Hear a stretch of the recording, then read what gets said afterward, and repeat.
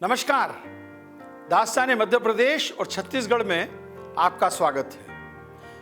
आज हम आपको किस्सा सुना रहे हैं मध्य प्रदेश के उस सितारे का जो ना केवल भारत में चमका, पूरी दुनिया में जिसने हिंदुस्तान का नाम किया।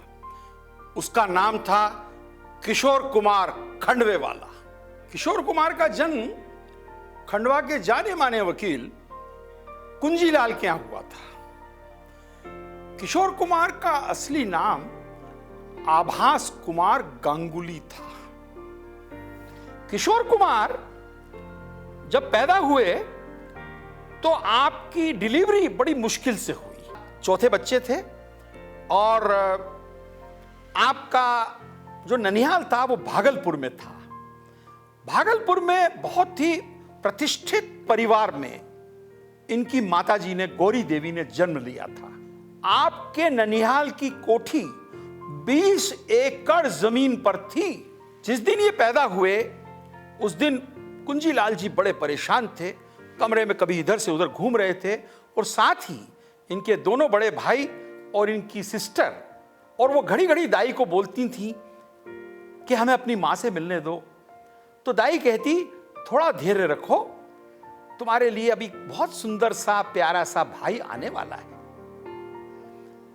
जब बच्चे की आवाज आई, कुंजीलाल ने खुशी की सांस ली और बच्चे भी कूद के नाचने लगे और दाई उनको अंदर ले गई और उन्होंने किशोर कुमार को, जिसका नाम शुरू में था आभास कुमार, पर एक ज्योतिषी ने कहा कि इसका नाम अ के अलावा क पे कर दो। अगर क पे कर दोगे तो इसका भाग्य बदल जाएगा, ये दुनिया में नाम करेगा और फिर पीछे मुड़ के नहीं देखेगा, पैसा इसके कदमों को चूमेगा। इन्होंने आभास कुमार से उसका नाम किशोर कुमार रख दिया। सबसे बड़ी बात जो मैं आपको बताना चाहता हूं, आपकी बचपन में आवाज इतनी खराब थी, खराश थी और भद्दी आवाज थी। धीरे धीरे बोलते थे, मरमर कहते हैं ना, मरमरिंग करते थे। कोई इनसे बात करने को राजी नहीं होता था। शैतान नंबर 1 थे। एक दिन करीब 6 वर्ष के होंगे,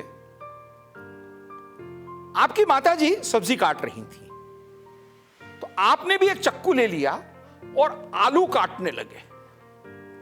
जैसे ही इन्होंने काटा तो आलू ऊपर उछला और उछल के छत से जैसे ही गिरने लगा तो ये इस तरफ हो गए और वहां पे एक चक्कू पड़ा था, उन पे इनका पांव पड़ गया और इनका पांव कट गया और काफी गहरा घाव हो गया। मां ने उसको कोशिश करी फर्स्ट एड करने की, पर उन्हें अस्पताल ले जाना पड़ा और ये रोने लग गए। इतना जोर जोर से रोते रहे, 24 घंटे चुप नहीं हुए। उसके बाद जब ये ठीक हुए तो उस रोने से इनकी आवाज ठीक हो गई। वो भद्दी आवाज सुरीली हो गई। ये एक सत्य कथा है। दिस इज हाउ किशोर की आवाज मेलोडियस हो गई। उसके अलावा जब भी आप स्कूल जाते तो पढ़ाई में आपका मन लगता नहीं था, पर इनके पिताजी इस बात से बड़ा नाराज रहते थे। एक बार किशोर ने अपने पिताजी को खुश करने के लिए परीक्षा के बाद एक मार्कशीट नकली बनाई और उसके अंदर फर्स्ट टॉपर बन गए और मैथमेटिक्स में सबसे ज्यादा मार्क्स बता दी। पिताजी के पास गए, कहने लगे, बाबूजी मैं आज क्लास में फर्स्ट आया। पिताजी ने कहा, बहुत खुशी हुई, बताओ। कहने लगे, बेटा वो प्रश्न पत्र कहां है? कहने लगे, बाबूजी वो तो गुम गया। तो बाबूजी भी आखिर कलाकार के बाप थे और वकील थे। कुंजीलाल जी ने जेब से वो प्रश्न पत्र निकाला और कहा कि कोई बात नहीं, मेरे पास है ये, तुम इसका पहला प्रश्न जो है उसका उत्तर दे दो तो हम जान जाएंगे कि तुम फर्स्ट आए हो। किशोर कुमार को पसीने छूट गए, गणित का जवाब नहीं दे पाए। बाबूजी ने कहा, बेटा इधर आओ जरा, इधर आए। बाबूजी ने 2 लप्पड़ दिए उसको। उनका, तुम्हारे आने से पहले मैं तुम्हारे क्लास टीचर को मिल आया था और उसने मुझे बता दिया था कि तुम फेल हो गए हो। कम से कम बाप को तो मत बेवकूफ बनाओ। ऐसे थे किशोर कुमार। किशोर कुमार को पढ़ने में कोई इंटरेस्ट नहीं था। बचपन से ही उनको पढ़ाई के नाम से बुखार चढ़ जाता था, और वही हाल अनूप का भी था। पर उन्हें स्कूल जाना पड़ता था, बड़ी फाटक वाला स्कूल खंडवा, जिसका बाद में नाम माखनलाल चतुर्वेदी स्कूल रहा। आप जाते तो थे स्कूल के नाम से, पर ज्यादातर कभी अखाड़े में चले जाते, कभी सिनेमा में चले जाते। आपको जो पॉकेट मनी मिलती थी, उस पॉकेट मनी से आप केएल सहगल के रिकॉर्ड खरीदते थे।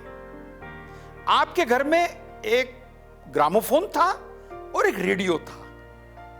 रेडियो से हमेशा केएल सहगल के गाने सुनते रहते थे, और ग्रामोफोन के लिए अपनी पॉकेट मनी से बचाए हुए पैसों को केएल सहगल के रिकॉर्ड लाते थे।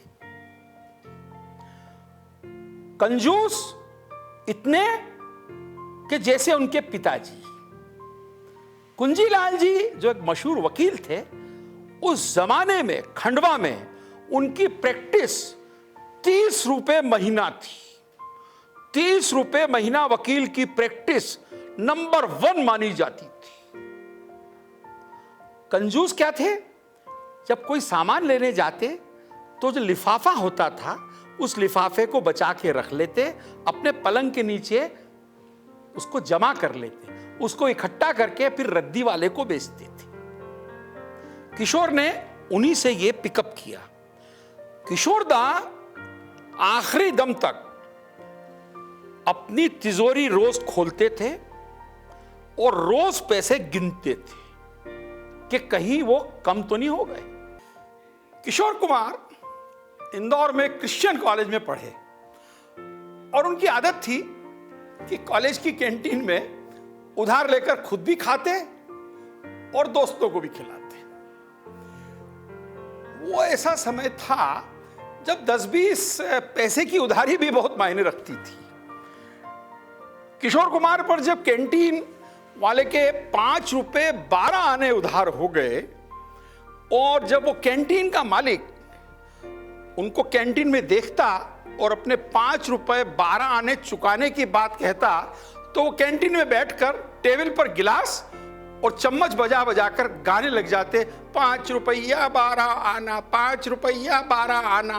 और कई लोग इकट्ठे हो जाते और नाचते और गाते। वो बेचारा कैंटीन वाला शर्मा कर वापस चला जाता, क्योंकि उसकी बात अनसुनी हो चुकी थी। बाद में उन्होंने इसी गाने को, 5 रुपए 12 आने को, अपनी फिल्म चलती का नाम गाड़ी में कितनी खूबसूरती से यूज।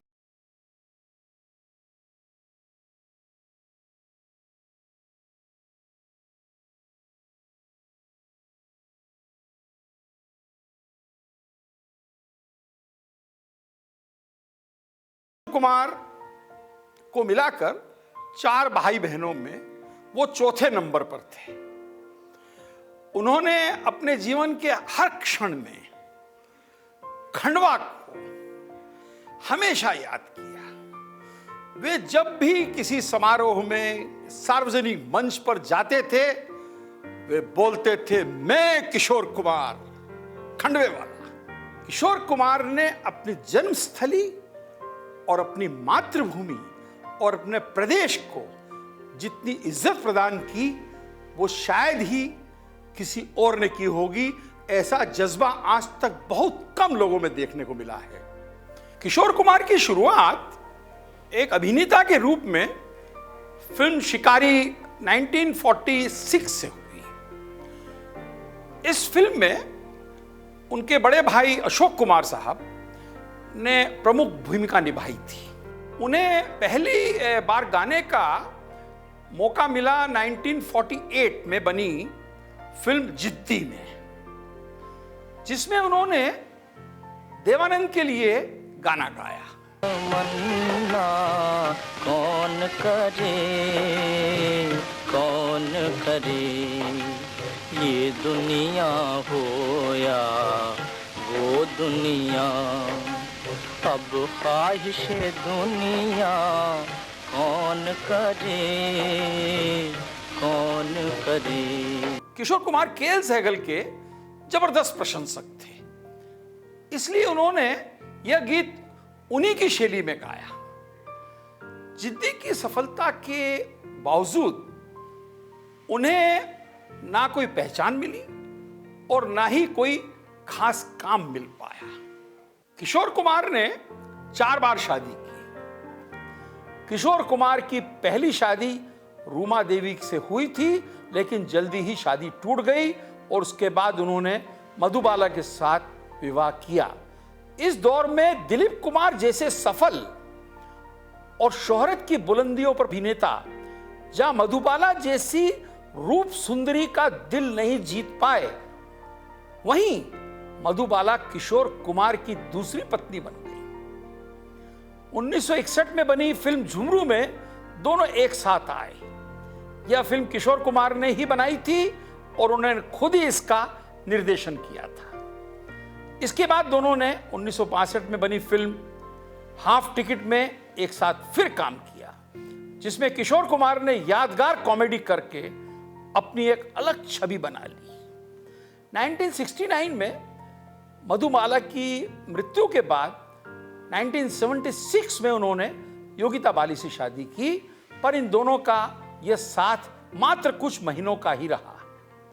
इसके बाद योगिता बाली ने, आपको बता दें, मिठुन चक्रवर्ती से शादी की।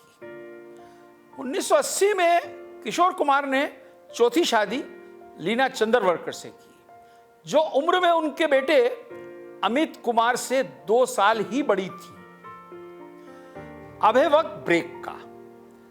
ब्रेक के बाद हम इस झुमरू किशोर कुमार खंडवे वाला की कहानी फिर सुनाएंगे।